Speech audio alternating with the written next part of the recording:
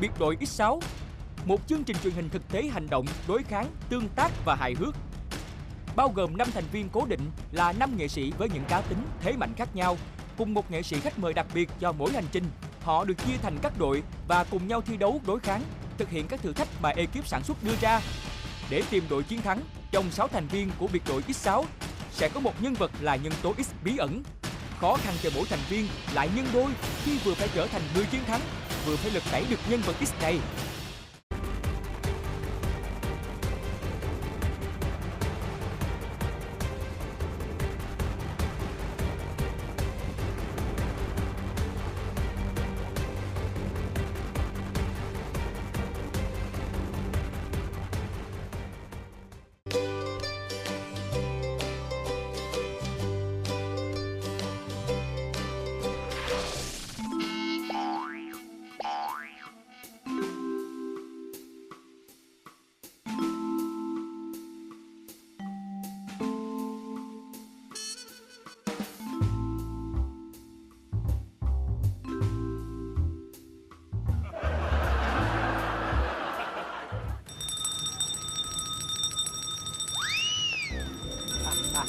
Chào đội trưởng. Xin lỗi các bạn, tôi không phải đội trưởng.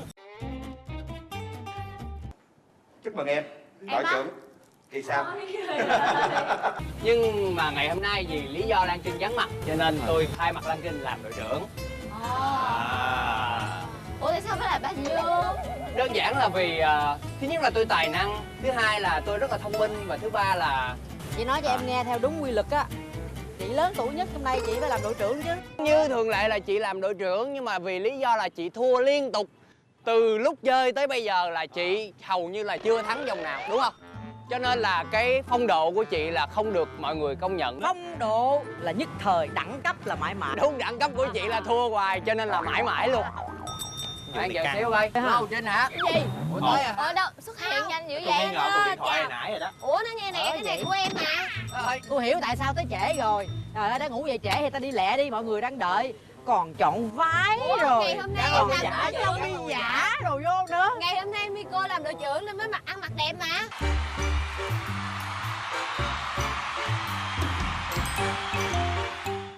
Nhưng mà ai kêu tới Nhưng mà trễ? đi trễ thì tước quyền rồi. Hôm nay tôi là đội trưởng nên tôi có quyền tới trễ. Không, đáng lẽ bạn là đội trưởng nhưng tôi đang thay mặt tất cả các biên tập của chương trình, bởi vì mọi người đang kêu tôi trở thành đội trưởng ngày hôm nay. Bởi Không, vậy tôi thay mặt anh Hoàng Mập chọn tôi từ tuần trước. Tôi không biết đâu. hãy quên anh Hoàng Mập đi. Bây giờ khoan bây giờ vậy nè. Nếu như nguyên cái chợ nháo nhào như hoài thì ai là người quyết định? Chị lớn nhất, chị đó bây giờ phạt Lan Trinh cái đã. Bây giờ mình biểu quyết đi. Một, hai, ba. Ok thì chịu phạt luôn. Nhưng mà phạt xong là tôi làm lại đội Nói trưởng. chung không bạn phạt xong là lại biểu quyết đội trưởng tiếp. Bây giờ em thấy gì là chị em thấy Nhớ nha. ngày hôm nay là Bây một giờ cho đi là không bao giờ ủng hộ May nữa. bây giờ rất đơn giản, bạn chỉ cần để tay xuống ngay mũi dài mình, quay 20 vòng. Rồi, 22 vòng cũng được. nhanh. Trời ơi sao chị ngày càng đuổi Sao biên độ cao quá vậy, biên độ rộng quá vậy? Nhanh, 7, nhanh, 8. Rồi. Thôi, đi lại lấy cây búa này thôi, được rồi, đủ rồi, lấy cây búa này thôi. Lấy cây búa nhanh lên, không có dịnh. Coi, tự vỗ đầu mình luôn. Tự vỗ vô đầu mình. Mạnh lên. cái gì vậy trời? Cái này nghi là phải bầu đội trưởng lần nữa em quyết định quá. là tước quyền đội Tước trưởng quyền lại. đội trưởng. Tước quyền đội trưởng luôn. Gì đó, bạo lực quá mà làm bộ trưởng nó hành hạ mình Đúng sao? rồi. Bây giờ mình biểu quyết ai làm Bajo làm đội trưởng. Cũng được, làm cũng đội được, trưởng rồi, chị. cũng được, Vậy cũng đi. được. Rồi các bạn đứng về đây, đứng về Rồi, đây. đứng về Bây giờ đây. chúng ta là Đi tìm khách mời chứ. Có 5 người à. Format của chương trình ngày hôm nay chứ. Rồi. Và kính thưa quý vị khán giả, ngày hôm nay khách mời của chúng ta là ai mà 5 người chúng tôi vẫn chưa biết được. Bởi vậy nhiệm vụ sau đây sẽ giúp chúng ta tìm ra khách mời. Không biết là có tin nhắn chưa? Chưa có chị ơi. Rồi em có tin nhắn, giờ sao?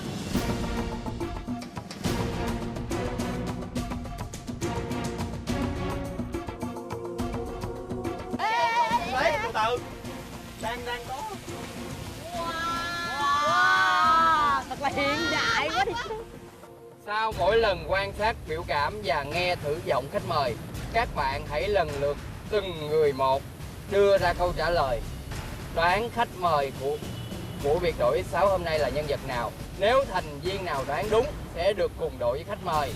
Nếu đoán sai, bạn sẽ bị phạt rất đau đớn. Trời ơi, em nghĩ là hôm nay khách mời nữ rồi. Khách mời nữ. Tại vì 4 khách mời của mình là nam rồi thì phải có một khách mời nữ chứ. Theo bác Xô nghĩ á, bác Xô nghĩ là bác Xô thích là có một bạn nữ xinh đẹp. Giống như là vợ có vợ không? Cũng được. Tôi cũng muốn, tôi năn nỉ hoài mà không chịu chơi. Thôi bây giờ mình đừng bàn nữa.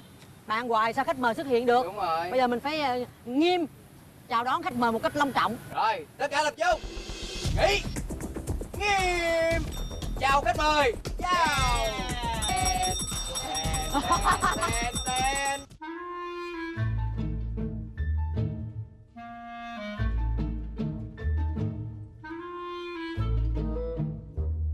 Trời, mặc áo mưa mà chơi quần bông nữa. Rồi lên.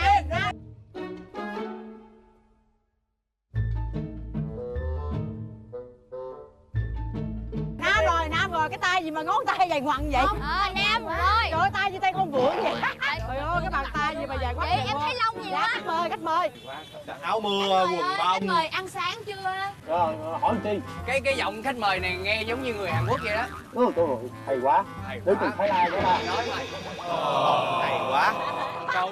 Khoan, bây giờ từng người hỏi để khách mời trả lời thì mình mới nghe được, Rồi, hiểu không? hỏi một câu thông minh đi nào mấy. Hỏi một câu thông minh đi Mai. Khách mời tham gia biệt đội lần trước chưa? mới qua Việt Nam mà tham gia thì Chưa. Khách mời tên gì vậy? tên gì hỏi ba tôi á. Tên gì hỏi ba tôi. Tôi dám chắc với bạn khách mời này không phải là 4 người đã chơi rồi. Đoán đi, đoán đi. Đoán đi, đoán Đoán đi. đi, đau mũi quá. Không mập, không ốm, không cao, không thấp. Ai? Ai? Không biết. Ai? Không. Nghe khách mời nói. Chú cho chị Đoạn đi chị Tương. Trời ơi, chị Đoạn với chị Tương mày đi cô già dòng tao. Tháo cái mũi ra đi khách mời ơi. Nó đã làm ghê với chị kìa. Chị trả lời, nhanh. Em thấy được một cặp mắt rất là quen thuộc. Hai miếng. Quen hả, quen hả? Quang Đăng. Quang Đăng. Con bé. Rồi Quang Đăng đó, Quang Đăng. Ai nè. Quang Đăng lại. Quang Đăng. Anh có gợi ý gì nó đơn giản Tôi không? gợi ý đơn giản thôi, mọi người đoán ra thôi cho vui mà. Thôi, ca sĩ, được chưa? Ca sĩ. Ca sĩ. Đã bao lâu rồi không về miền Trung thăm cười chung. Một câu thôi. 5, 4, 3. Hứa Mỹ Bằng. Hứa Vị Văn. Sai. Ai đập dụng rồi. Gì vậy? Tôi đánh nhẹ ba. Em nghĩ là chị thông minh lắm á chị Tướng. Chị không có biết tên em. Mệt quá. Tính em rồi rất là dễ luôn. Anh nghĩ là em cũng thông minh lắm đấy. Em không có thông minh đâu. Không ai đã được hết. Chị. Ủa cần gì phải thì thầm trời. Ủa thì Không biết, hình như là bạn Tim. Phải Tim không? Đưa đây tao gõ đầu ra trước. Tim nè, đặt thì gõ đúng không? Phải Tim không? Phải Tim rồi, đúng Tim rồi. Tim Thảo đúng rồi không? đi. Tim rồi. Ai nói? Nhỏ này. Đúng rồi. Đúng không? Đúng rồi. Đúng không? Đúng rồi. Thảo trời.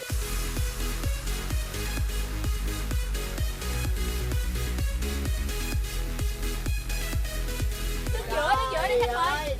rồi Bảo Bình vậy mà nhìn được con mắt luôn á hả? Yeah.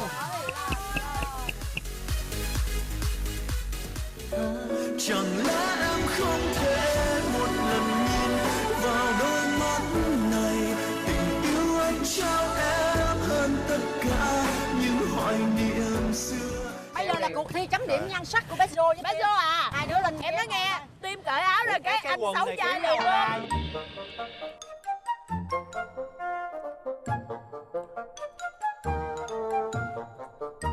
Thôi bây giờ rất vui được gặp mặt anh Tim được tham gia chương trình biệt đội 6 của chúng ta ngày hôm nay. Anh là khách mời cho nên anh có một đặc quyền là sẽ được lựa chọn cho mình 2 thành viên để tham gia vào đội của mình. Và Sĩ Thanh là người đoán ra, anh đúng chắc rồi, chắn đúng là rồi, Sĩ Thanh là đúng thuộc về rồi. đội anh rồi đó. Và bây giờ anh chỉ có thêm một đặc quyền nữa thôi. Ủa là 4 người này đoán sai là. Em chị qua đây. Đây là lần đầu tiên anh tham gia chương trình, anh cũng không có rõ lắm về tính cách và về cái thủ đoạn của từng người. Không muốn nghe chửi thì đừng chọn chị Tường. Làm có một món ăn mà chửi Sao chị đối tối xử đàn xả em từ đầu kỳ tới quá cuối. à. Cho nên là đừng lấy chị Tường vô đội mình là sẽ bị chửi tan nát đó. Không, em để em tư vấn một cách chính xác cho anh. Để Best Joe tư vấn đi. Lan Trinh, một bạn rất là tài năng. Bạn tài năng tới nỗi mà vòng nào bạn ấy cũng bị lựa chọn là điệp viên. Bởi vì bạn, chị Tường từ lúc chơi cho tới bây giờ chị chưa thắng vòng nào. Ồ, bạn May, trợ thủ đắc lực. Nói cái gì làm cái đó, không sai một điều gì hết. Nhưng mà bạn suy nghĩ hơi chậm thôi. Trong ba người này á, thì anh cảm thấy tin tưởng bạn trai nhất. Nên là cuối cùng quyết định của anh là chọn chị Tường. Chơi á, mình phải có một cái người nào đó thủ đoạn, một cái người kinh nghiệm nữa. Tim, nói nghe Tim, Thanh không muốn tập này hay là bị chửi nữa. Em là buồn bởi vì cuối cùng chị cũng Rồi không bây được giờ bên đội của mình em. ôm nhau lần cuối. Rồi bây giờ mình là chết anh kết luôn. Rồi bây giờ mình là chết anh kết luôn. Rồi, đây.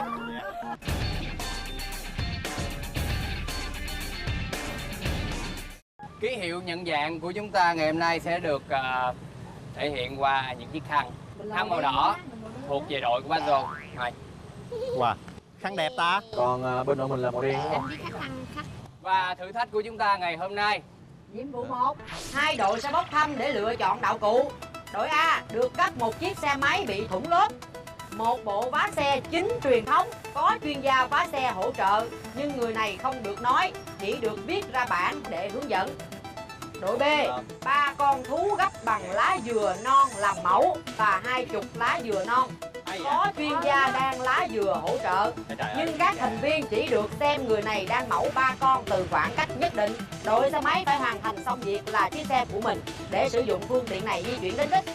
Đội lá dừa, mỗi con thú đang hoàn thành sẽ được đổi lấy một vé xe của chương trình.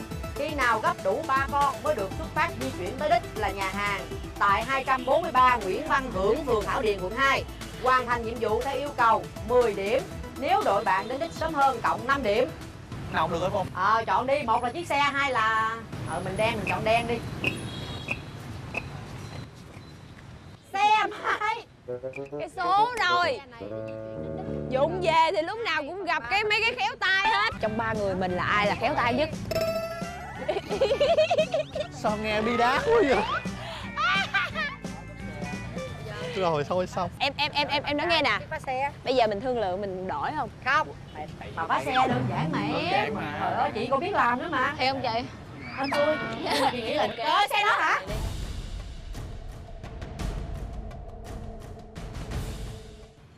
Xe may luôn. Chị à, Mày Em luôn. chạy không? đâm cho thủng lớp rồi hả?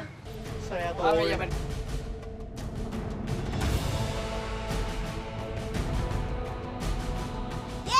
Tiến thẳng là chiếc xe Honda. Canh đồng hồ đi, 75 phút đến Thảo Điền. Đợi bá bằng cái này á hả? Xe này Xe này làm sao? Cái chú bá xe đâu? Nè, chú hướng dẫn thôi mình phải làm. Mở kim van và ốc về bên phải lấy ra. Mở kim van và ốc về bên phải. Cảnh này nè. Đây chị chỉ đạo nghệ thuật cho. Thì mà dễ nữa. của mình đâu mới được chứ. đằng này xoắn cứ xoắn ngược, Gấp vô. xoắn ngược. Đó.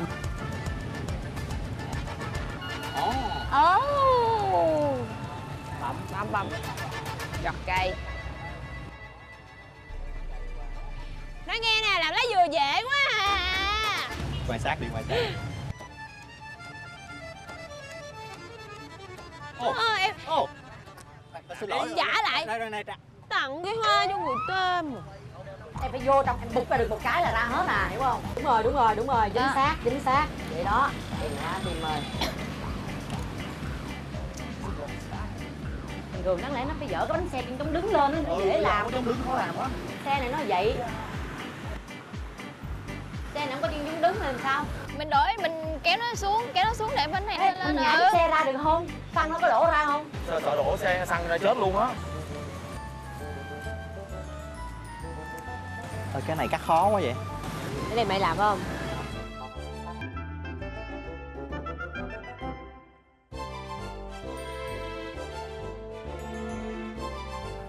Dễ hả? Cái miệng nó dễ. Dễ quá, cào dễ quá. Tôi thấy sửa bánh xe nó dễ hơn.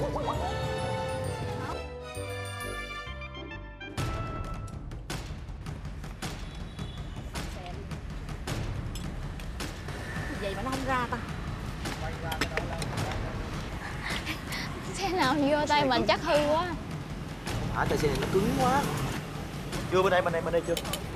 Mấy người sửa chứ mấy người đừng có làm nó banh thêm nha. Làm ơn luôn á. Trời, xe may quá.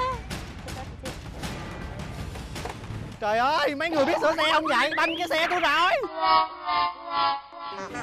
Là cái chắc rồi đó. Bên là chắc ai mượn cho mượn xe chi? Không biết mà cho mượn xe làm trò gì đâu. Ông nội. Mượn coi. Quay ngược lại, ông cầm ngược rồi. Vậy nè. Trời ơi. Lớn sau vô. Quá, đi qua chỉ đồ bạn thôi. Cái gì? Đi về. Nhưng mà họ làm bánh xe tôi sao?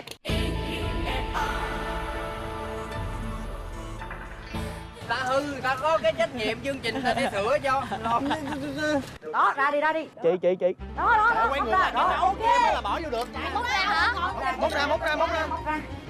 Làm đèn. Chỉ sợ họ giá xong rồi họ làm banh cái khác nữa. Rồi, đó. Đúng là chỗ nào khô ráo được không? Trời ơi, ông nội ơi. Bây giờ chị sửa ra luôn, chị sửa ra. Họ làm banh xe tôi rồi Rồi, lại đây. Bạn điệp viên phải không? Điệp viên phải không? Qua giúp đội bạn là sao? Có cây nào nhỏ hơn không Thanh? Đúng rồi. À, Quay ngược cái cây đó lại. Đúng rồi. Quay ngược cây đó lại rồi mới. đó. Đúng rồi chị, đúng rồi. Thôi chị giữ này.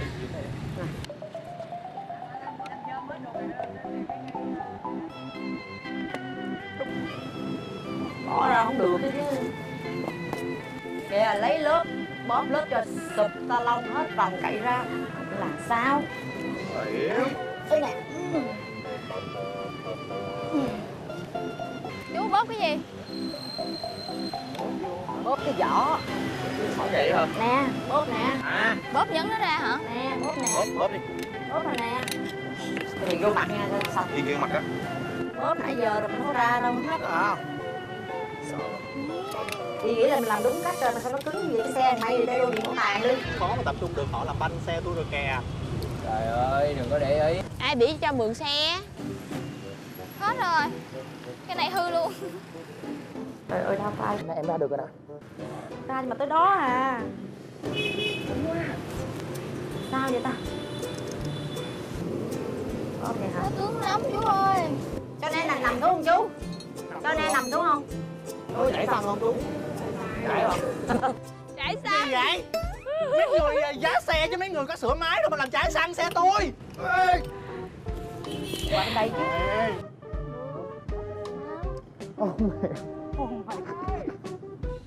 Ủa? Sao người trợ giúp bên đó ngồi lại được mà người trợ giúp bên này không ngồi lại được? Cái luật người ta như vậy rồi, tụi bay coi một lần rồi thôi. Luật bên đây nó khó. À, khó lắm luôn á. Vậy phải không? Gật đúng không? Là được đúng không?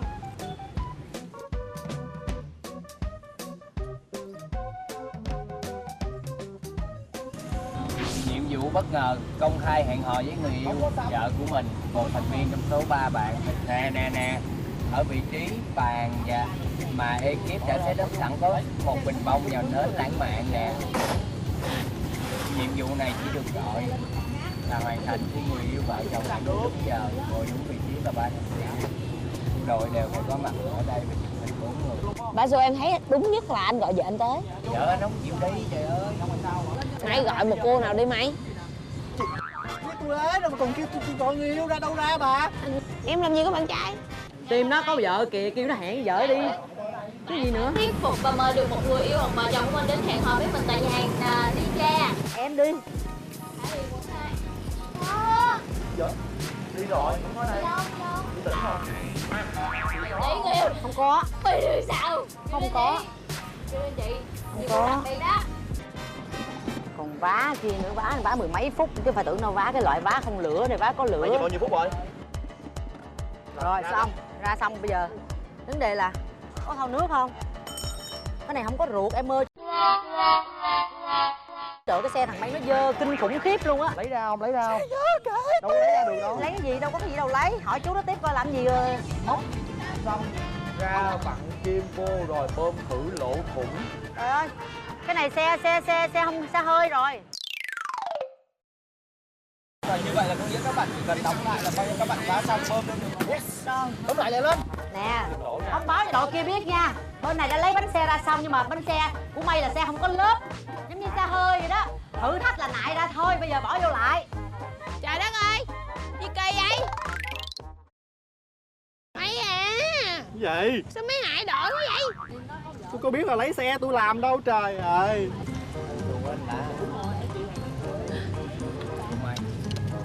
Rồi mày giỏi quá vậy? Làm ra luôn nè. Sắp xong. Bây giờ thì lần đầu tiên thấy mày giỏi một lĩnh vực, làm được con khó nhất luôn. Anh đúng không anh? Mày Đúng không? Đúng hả? Rồi, đúng. Cái bánh này nó thích qua quá. Xíu đi, em đẩy lên xíu đi. Đẩy lên. Đẩy lên nữa. Kéo lên nữa. Đẩy hết luôn. Rồi. Lùi lại.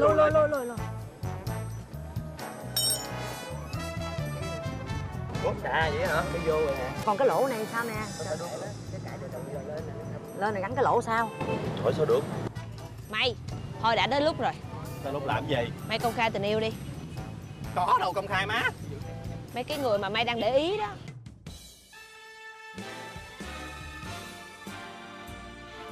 Nhưng kệ, bây giờ ít nhất nói với bạn ấy là đi chơi với tôi đi, rồi tôi sẽ mời bạn ăn một bữa thịnh soạn ở một nhà hàng đồ Tây, hiểu không? Ê, nếu vậy em cũng có thể tán một anh hả? Ai à, em đang thích ai? Đó. Ai da. Đó. Đó. Ok. Hiểu không? Phải vậy mới được. Sao ta? Muốn đẩy lên phải không? Chị muốn đẩy cái này lại. Móp nền thiệt luôn rồi kìa. Một cái đầu. Trời ơi, sơ bánh thiệt luôn hả? Thiệt á. Đây giờ em đẩy tới đây luôn coi nó vô hết, gắn cái que cái vô nữa. Tới đi rồi phải đi bơm bánh xe. Là cái em buộc cái này bự lên. Cái bánh xe mới cho em phải không? Cái này bự lên. Không phải, nó phải có một cái lỗ gì kia. Nhưng mà cái này bây giờ bơm lên là được. Cái này là cái bánh xe hơi. Hay quá Trinh ơi, Trinh giỏi quá. Em phải tháo con này ra để em bỏ con đó vô đó. Ghê thật không mày nha, Lan Trinh làm đấy nha. Em phải tháo con này ra để em coi được con đó đó. Ôi, con cua nữa nè.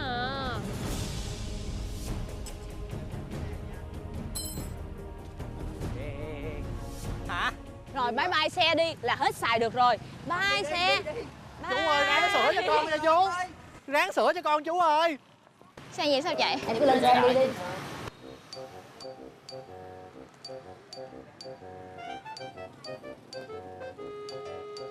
Đạp hay là đề ở đâu đó trời?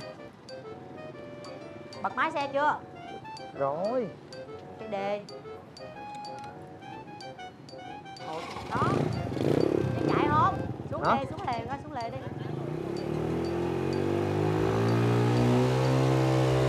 Mà kêu ghê vậy? Xích vô nè. Ủa sao lại lên đây? Đây. Ủa? Để làm được một cành hoa. Ủa thì sao? Để vé lên xe đi. Ủa có vụ đó hả? Thì làm được một cái này thì đi lên xe. Ủa có cái đó không? Trong nhiệm vụ có cái đó không? Thì rồi lên đi. Rồi lên. Rồi lên. Cho địch thủ lên. Ê, nhưng mà bạn làm hoa hồng hồi nào tôi đâu có thấy. Đuổi xuống, không tin. Đội tôi vẫn đi, trời đội tôi chuẩn bị đi luôn rồi. Giờ tôi lạ phải tìm vậy? một cái vé tôi đi lên xe tôi đi chứ. Ê, mình Anh làm cho em cái trang này nhá. Anh núp vô bên kia anh làm. Xong chút nữa anh đưa ra cho em nha. Xin lỗi của em cái ghim bấm. Có hoa hồng của em đâu? đóng lại rồi. Rồi. Khoan cho hỏi cái này Mặc nè. quần cái. Cái xe của tôi làm tới đâu rồi? Ta xong rồi kìa. Xong rồi. Ê sao cái bánh xe nó còn xẹp lép vậy? Đi nha.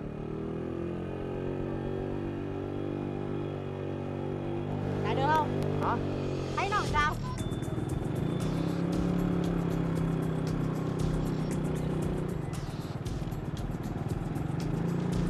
Không có cái dòi giờ mình đưa cái dòi vô lâu lắm á. Không có cái dòi.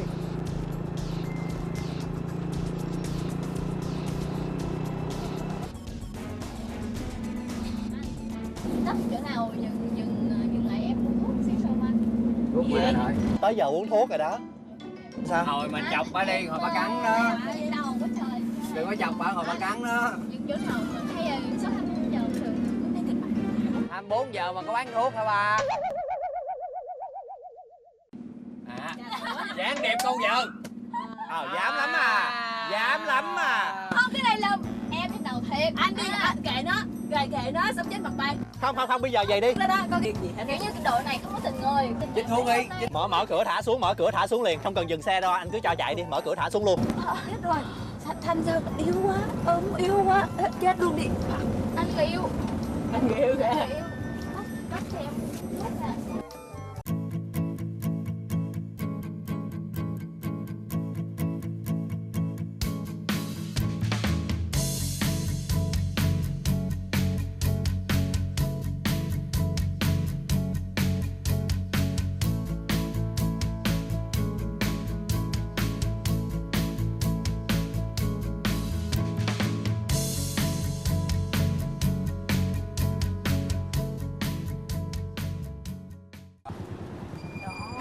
Trời, bỏ tôi lại vậy.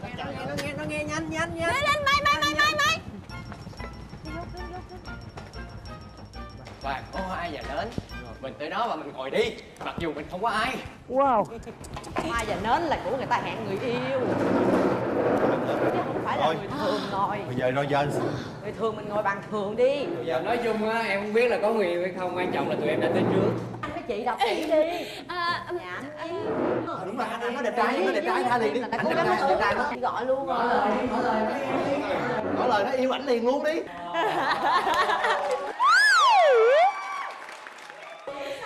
Anh ơi, anh có gia đình chưa? Chưa. Ngày hôm nay không biết là anh có thể làm người yêu của em được không?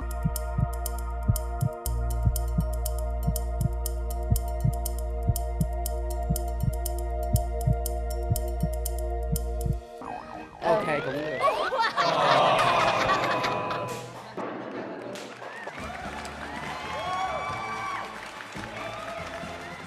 Hay lắm, đến này tắt rồi. Ngồi đây. Phải từ set up đàng hoàng. Một không gian rất là lãng mạn. Người yêu tên gì? Tên Lộc, Phước Lộc. Dạ, Phước Lộc, em là Lan Trinh. Lan Trinh đúng không? Dạ ơi. Lan Trinh nha. Tụi mình hôm nay yêu nhau. Rồi. Nhìn anh Máy vô.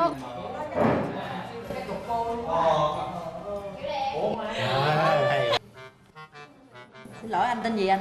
Dạ em tên Lộc chị. Anh Lộc hả? Anh nó có nhà cửa gì để chuẩn bị cho kết hôn chưa? Có nhà rồi. Có nhà rồi, nhà ở đâu vậy anh? Quận 8 thành phố. Quận 8. Hơi xa, qua đây hơi xa. Anh làm Nhà gì trên giờ? quận Công việc 8 anh là công việc gì? Dạ, manager ở đây. Lương khoảng manager không? Lương ổn định. Có thể lo cho vợ. Cho mình có ý kiến cái đi được không? Anh muốn đẻ mấy con? 2 thôi là đủ. Có cần làm dâu không anh? Không phải làm dâu. Hiện nay anh đang sống với ai? Một mình. Trinh ơi, cái nhìn đầu tiên thì điểm nào ở Lan Trinh làm anh thu hút và muốn tiến tới hôn nhân với cổ? Tức là chưa nói chuyện nhiều nhưng mà thích từ cái nhìn đầu tiên.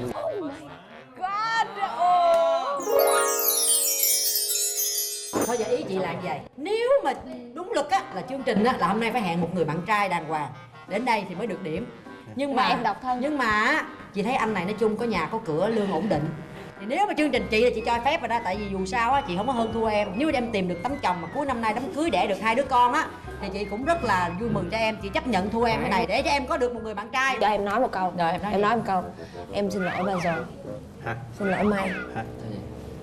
Em rất là xin lỗi anh. Tại vì đây là một cái trò chơi thôi, nhưng mà em thấy anh nghiêm túc quá nên em không có thể nào. Vì tình yêu mong manh, tay em quá yêu mê.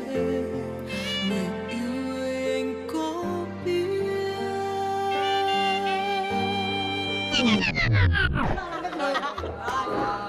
Tôi biết mục đích của cái đội đó qua đây có nhiêu đó thôi à. Em thấy anh nghiêm túc quá mà 2 con nữa. Cuối năm nay cưới nữa sao em làm được? Ủa em nếu mà làm được cái chuyện đó nhìn lại đội của chị đi, là team đẹp trai các đường đẹp gái. Trên cái đường đi là 2 đứa đã bàn rồi, hốt ngoài đường thiếu gì. Cái này là có người yêu thật sự. Nhưng mà khoan cho em hỏi này, cái xe của em sao rồi? Thôi quên. Dạ, chị sẽ xin thay mặt cho đội chị trả lại cái dòi bơm xe của chiếc xe của em. Rồi.